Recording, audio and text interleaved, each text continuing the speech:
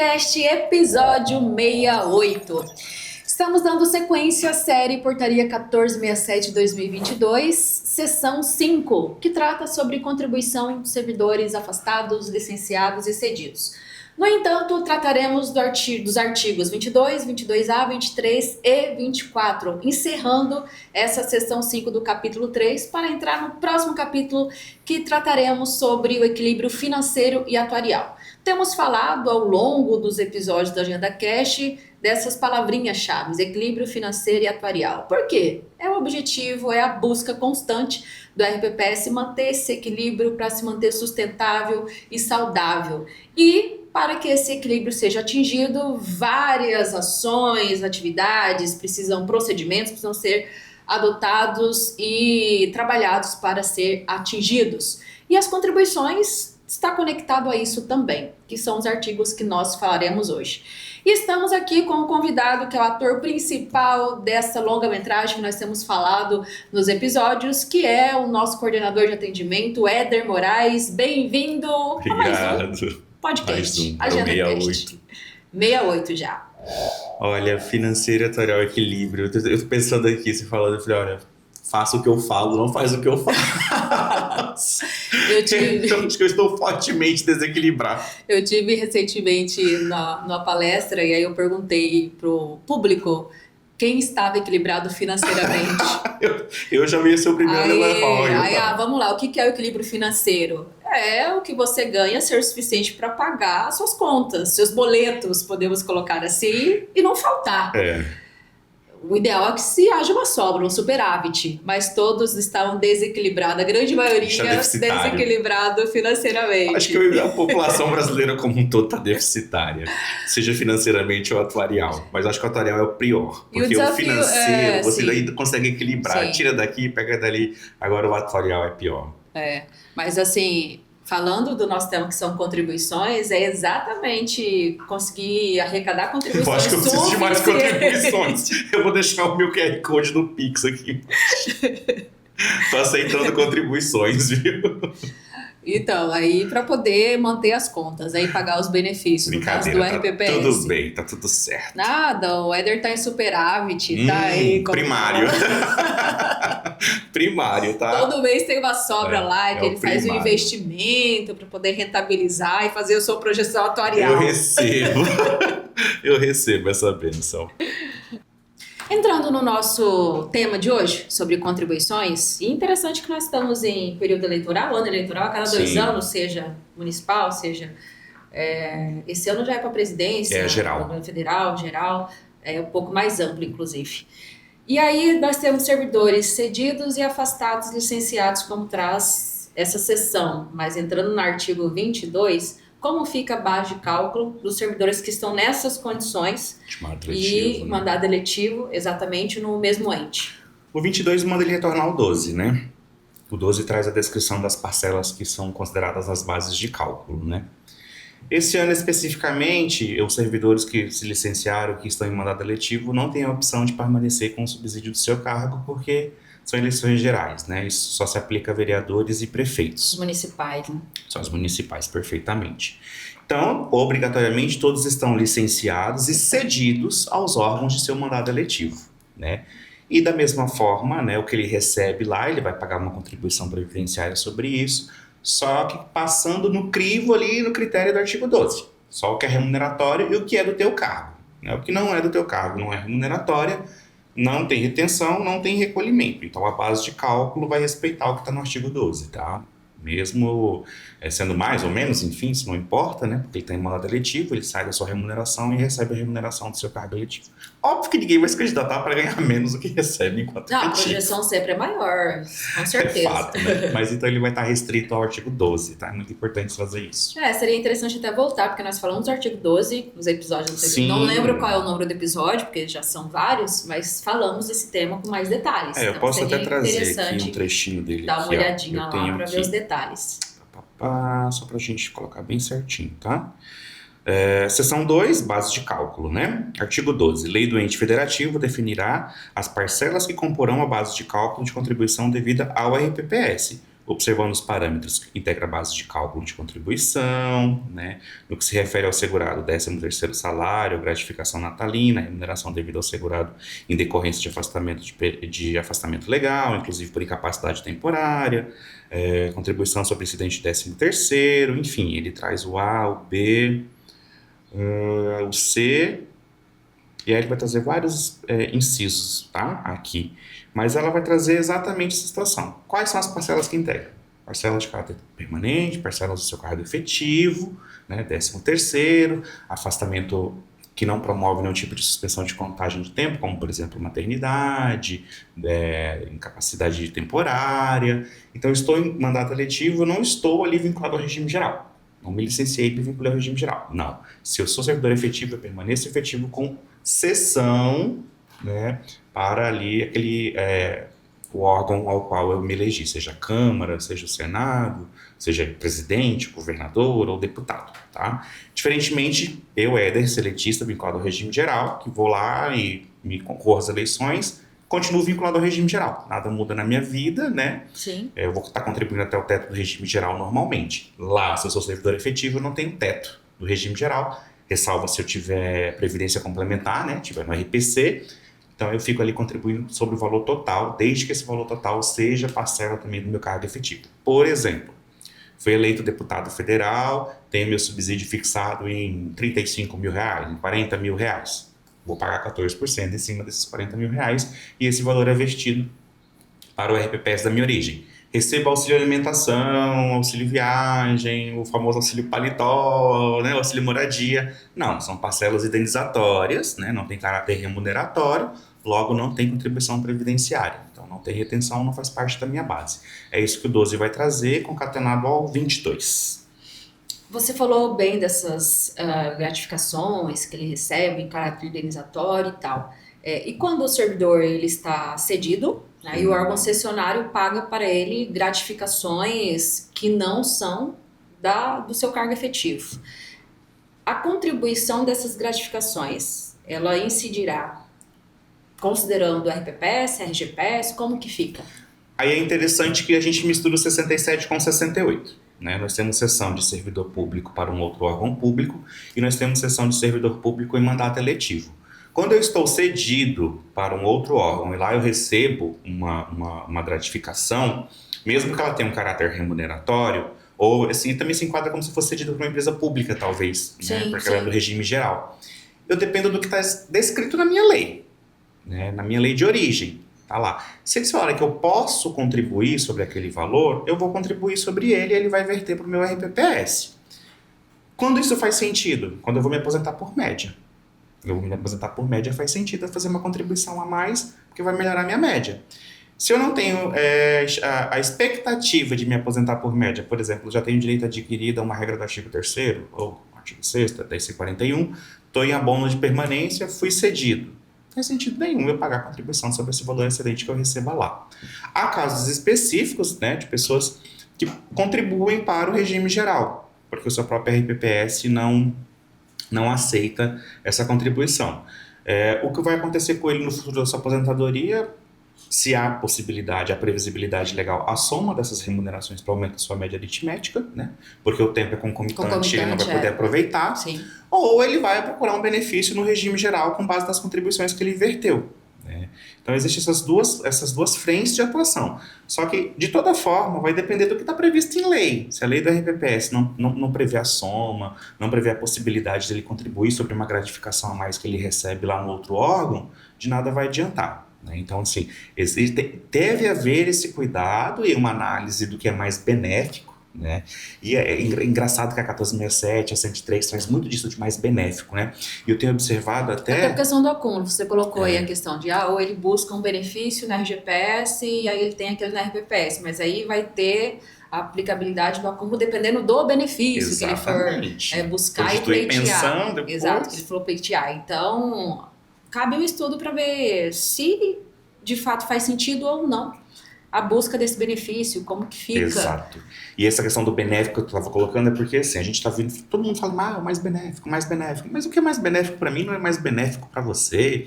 O que é mais benéfico para mim hoje, de manhã, de tarde, já não sei mais se é benéfico e Nós temos tal. falado sobre isso, né? Até a questão assim, é mais benéfico porque tem paridade. Aí não tem paridade, não é mais benéfico. Então, Não sei. porque a questão da paridade depende do aumento lá na Doente. classe dos ativos para poder refletir aqui.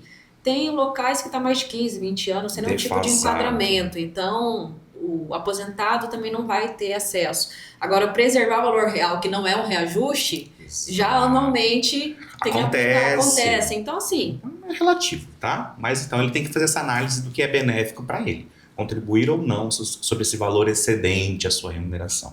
no caso do cessionário, o que que a portaria exige para fins de formalização do órgão, digamos assim, em razão à cessão? O que que é exigido a nível documental e A etc. nível documental, especificamente, foi incluído o 22A. 22A, exatamente, que aí vem também os deveres do cessionário. Isso, foi incluído o 22A e o 22A inclui o anexo 15, que tem um termo de cessão. Um modelo de Que aí vem termo o de modelo, sessão. isso, para ser seguido. Então, tem que ter aquele modelinho de termo de sessão, que tem que estar publicado em diário, né? Para que tenha a efetividade da sessão. E aí, a partir daí, esse é o único documento que a 1467 traz entabulado ali, né? Como no seu anexo 15, como a gente colocou. Se eu não me engano, ele foi a 1180 que incluiu ela, né? De 2024. O 22A acho que foi 1180 de 2024. Portaria 1180 que incluiu ele. 2 anos depois, né? Porque a portaria é de 2022, aí Isso. 24 Exato. teve a inclusão. Aí, eu vou publicar aquele termo de sessão para a ciência, né? E aí, a partir daquilo, é aquela comunicação que a gente estava falando no 67, né? É o dia a dia ali, é o contato direto, é a manutenção do vínculo previdenciário mesmo. É um bebê que está com a babá. Você tem que controlar, tem que cuidar. Tem que... Não pode sair da sacada, né? Não. Você tem que estar ali sempre acompanhando, sempre olhando, ver como é que está seguindo ali o rumo e o caminho para poder ter o controle. Porque senão 20 anos depois, 10 anos depois, quando aquele servidor quiser se aposentar, e aí que você vai ver que não verteu contribuição, que não recolheu, aí... E quando o lapso temporal é muito grande, é até difícil, porque... A dívida não morre, mas decai o direito de cobrança, o servidor tem direito de se aposentar. Tem locais que não tem mais documento para comprovar se recolheu ou não, enfim. Então é dia a dia, tá? O complicador, ele multiplica. Competência a competência. Exato. E aí o artigo 23, ele já traz em relação a afastados e cedidos que estão sem contribuir, ou sem remuneração, digamos assim. Interessante. Sem remuneração. Como é que fica a questão da contagem do tempo e recolhimento, considerando o que nós temos falado? Nossa Previdência tem caráter contributivo. Se não tem contribuição, não há tempo. Né? Não tem contribuição, não tem tempo. Tempo suspenso. E aí nós temos duas possibilidades, né? Alguns entes federativos tratam a contribuição como facultativa, então eu não tenho suspensão do meu vínculo previdenciário por falta de recolhimento, só que eu não tenho tempo. Se eu quiser, eu tenho que ir lá e pagar aquele tempo que eu fiquei fora. E eu não tenho que pagar só parte segurada, eu tenho que pagar a parte patronal. Eu tenho que assumir a responsabilidade, né, ali conjunta, as duas juntas, porque eu sou responsável pelo recolhimento total. É como se eu estivesse cedido para mim mesmo, né? Tirei um tempinho ali, servidor público, para cuidar da empresa do meu pai. Então, estou cedido para a empresa do meu pai. Então, meu pai vai ter que pagar tanto o meu patronal quanto o segurado, tá? E outros entes da federação tratam essa contribuição como compulsória. Ou seja, se eu me afastei sem vencimento, eu sou responsável pelo recolhimento. Se eu não recolho, eu tenho a suspensão do meu vínculo previdenciário. Se eu tenho suspensão do meu vínculo previdenciário, as prerrogativas que eu teria enquanto segurado são perdidas, né? São congeladas, até que eu faça a quitação desse débito. Faleci, meus dependentes não têm direito à pensão, né? Estou em auxílio-doença, não tenho direito a me afastar, não tenho direito de me aposentar, até que aquela lacuna que eu criei, de minha própria vontade, independente do motivo, foi eu quem dei causa, né, solicitando licença, seja tapada. Então eu tenho que tampar aquilo ali para eu poder reestabelecer o meu vínculo previdenciário. Então, caráter contributivo, sem contribuição, sem tempo. Bem isso mesmo. E o artigo 24 já traz outro desdobramento. Se o servidor tem 2 cargos acumuláveis, podemos colocar assim, e ele se afasta. Qual é o impacto, qual é o efeito disso e o que estabelece o artigo 24? Apesar de ser a mesma pessoa, são dois vínculos distintos. Sim. Então, assim... É um CPF e duas exato. matrículas. Então, assim, se eu estou saindo daqui, eu sou professor, né? Ou sou médico, sou enfermeiro, enfim, estou saindo daqui e vou assumir um cargo em comissão em um outro órgão, ou vou assumir um mandado eletivo. Eu vou ter que me licenciar obrigatoriamente das minhas duas matrículas para estar lá, certo? Só que um vínculo vai ficar totalmente morto, ali sem vencimento, parado. Porque eu não tenho como abastecer os dois vínculos com uma única sessão. Então, voltamos ao mais benéfico, né? Ou o menos pior. Nesse caso, ok, vai optar por quem recebe mais, a remuneração é maior, que é a mais benéfica. Ele vai ter enquanto ativo, né? Eu tenho optar duas por manter matrículas. Um vínculo Sim. Na mais benéfica. Aí eu tenho um vínculo que eu recebo o valor X e outro recebo o valor Y, que pode ser bem maior, superior ao X. Aí ele opta pelo Y. Exatamente. E aí, talvez numa manobra que o servidor venha fazer, se ele recebe um outro valor, valeria a pena ele contribuir para o outro regime, para depois ele pegar uma CTC e juntar e ter acesso aos dois benefícios, porque nesse caso ele terá duas aposentadorias. Exato, só que uma fica prejudicada porque fica parada no tempo, sim, e a outra a não ser tem que uma ele pague as manutenção. contribuições. Exato, né? Então, assim, essa parte de servidor que tem mais de um vínculo ali, dois vínculos, né, que é o máximo permitido, em atividade, deixar claro, né, que ele pode ter vínculos de inativo também e de pensionista, vem nessa condição. Infelizmente, um cargo vai ficar parado no tempo, um vínculo vai ficar parado no tempo, ele não vai conseguir evoluir ali, não vai contar nada. O outro pode ter contagem porque ele está em cessão, né, naquele vínculo, houve a manutenção da sua vida funcional ali. Não tem como um abastecer dois. Agora, se eles têm cargos acumuláveis, é médico, por exemplo, em municípios vizinhos, que é aqui Cuiabá, Vargem Grande, só atravessar a ponte, digamos, ele pode ser cedido de um vínculo e manter o outro, digamos assim, com compatibilidade de horários, os requisitos que pedem a legislação. Se houver compatibilidade, ele vai manter seu cargo, ele vai licenciar de um e manter o outro. Cedido para o Estado, mas na mesma cidade, ele consegue compatibilizar. Agora, por exemplo, normalmente essas exceções vão acontecer para as pessoas assumirem cargos em comissão, né? De cargo de assessoramento, de direção. A partir do momento que ele tem dois vínculos e assume um cargo de direção de assessoramento, infelizmente, existe uma incompatibilidade tácita, clara ali. Sim. Agora, de carga horária. Sendo professor, ele assumiu a direção de uma escola, assumiu que ainda faz parte, né, do vínculo da carreira, digamos assim, até para contar de tempo como professor. Aí é outro cenário. E aí vai muito também de como a administração vê, né? Porque no caso, assim, nesse caso do professor, por exemplo, ele estaria sendo o supervisor dele mesmo, né? Ele estaria dirigindo a ele mesmo, na qualidade de diretor e professor. Será que ia conflitar ou não? Ia dar certo ou não? Mas olhando à luz da 1467, se ele tem dois vínculos e vai ser cedido, essa sessão é por vínculo. Então, um vínculo está cedido. Sim. Se há compatibilidade de horário, eu mantenho. Se não há compatibilidade de horário, eu me licencio sem vencimentos. Sim, tem que fazer essa manobra aí para poder adaptar a melhor forma e aproveitar bem o servidor, porque afinal de contas o servidor está sendo cedido e tal, para ter maior aproveitamento daquela mão de obra. Exato. A administração pública ter um resultado melhor. Né, nessa manobra nele toda. Uma possibilidade de potencializar e aumentar a capilaridade do atendimento. E é interessante porque nesse caso a gente tem que associar a portaria 1467 com o que agora a gente fala bastante também, que são as práticas de regime próprio, né? As práticas de gestão de regime próprio. O meu regime próprio consegue fazer a gestão desse servidor nesse sentido? Seria possível ele manter os dois cargos ou não? Ele tem que sair de um cargo obrigatoriamente. Isso é muito importante até no momento do convite, no momento da sessão do servidor. Porque às vezes muito servidor recebe convite de sessão, no ânimo ali, no êxtase de ser convidado para assumir uma posição estratégica dentro da administração pública, vai, mas não mede consequências de outro vínculo, né? Aí tem que usar a tecnologia como aliado para essa gestão e controle. Exato. Inclusive agente de inteligência artificial para auxiliar, né? Como se precisar de um agente de inteligência humana, também estamos à disposição, nada nos impede. Sim, estamos aí disponíveis para poder contribuir com certeza. E otimizar. Tem aquela máxima, né? Vamos fazer mais com menos. fazer mais com menos, tem que investir em algo, tecnologia para poder auxiliar ali e você conseguir. Conhecimento sempre. Às vezes, porque assim, nós sabemos que não tem concurso todo ano, você não aumenta o quadro sempre, né? E a tendência é ter cada bem vez menos, esporádico, né? exatamente. Então, como que eu vou fazer mais com menos? É investir em tecnologia, é investir em mapeamento de processo, em otimizar, usar o Lean Inception ali, enfim, automatizar os processos. Então, tem que investir nisso para poder ter um resultado melhor.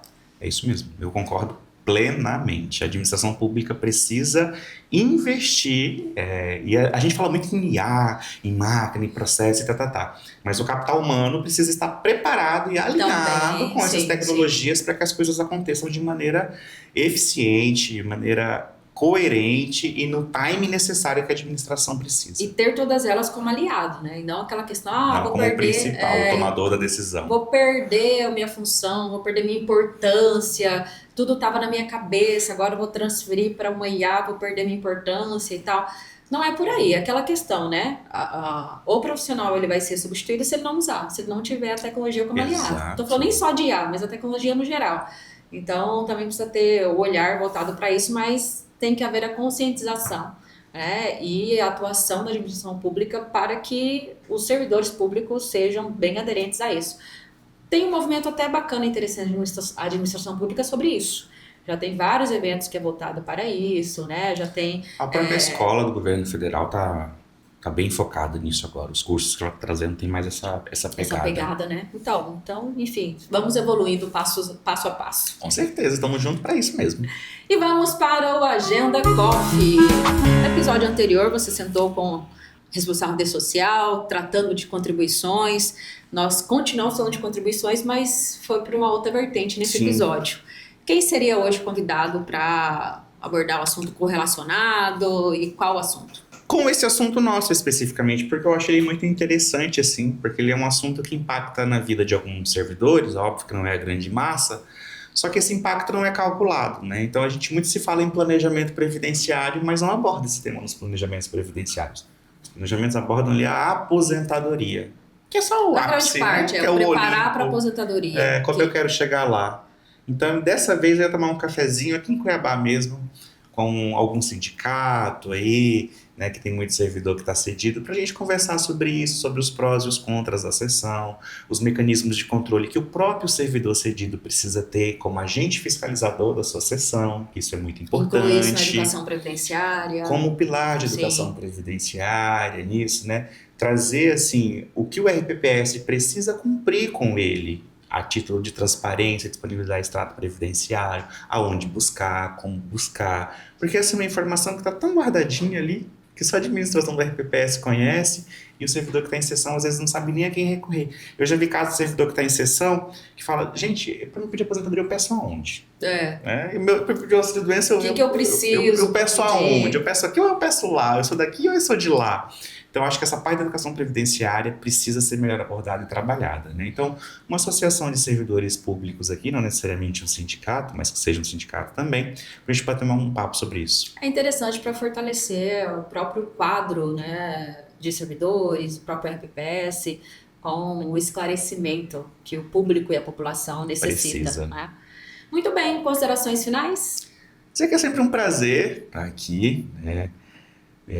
Tô com ciúme, porque faz tempo que eu não gravo, né? Tava todo mundo aqui vindo e eu tava falando, e eu? Mas voltei, quero continuar. Hoje uma sessão 5 da portaria. A gente fecha um capítulozinho ali, uma sessão para abrir outra sessão. Né? O capítulo 3 ele foi maior do que o 2. Nós fomos comprar do que o 1, né? Até o que nós abordamos até agora. O 1, o 2 e agora o 3. O 3 foi maior do que os anteriores. E ansioso pelo próximo. Vamos seguir pro próximo capítulo e tem muitos outros aí da portaria para nós abordarmos. Assunto, eu queria fazer outro café. Eu falava, gente, vamos atualizar a portaria, porque faz tempo que não sai nada. Eu te tô precisando. Esse ano ainda tem espaço para ver muitas atualizações aí. Vamos aguardar. Acompanhar o mercado e etc. Gratidão, Éder, por estar aqui mais uma vez, abordando esse tema, trazendo visões acerca do assunto e a importância de conscientizar e fortalecer tanto os RPPS quanto o servidor público que está ali muitas vezes desguarnecido de informação. Isso é muito importante. E gratidão a você que esteve conosco até o final. Finalizamos o capítulo 3 e vamos abrir mais um capítulo. E aí faremos a playlist só desses capítulos lá no YouTube. Você pode ir lá na aba playlist, nós já abrimos algumas e vamos abrir, porque estamos encerrando agora o capítulo 3. E vamos para o capítulo 4, que é equilíbrio financeiro e atuarial, um pilar muito importante do RPPS. E se você ainda não segue a Agenda Assessoria nas redes sociais, siga-nos no Instagram, Spotify, Facebook, LinkedIn. Estamos nas redes falando de RPPS, que é o assunto que nós trabalhamos 24 horas por dia praticamente, e temos a satisfação de compartilhar com vocês, porque para nós o mais importante é conectar com vocês. Muito obrigada e até a próxima!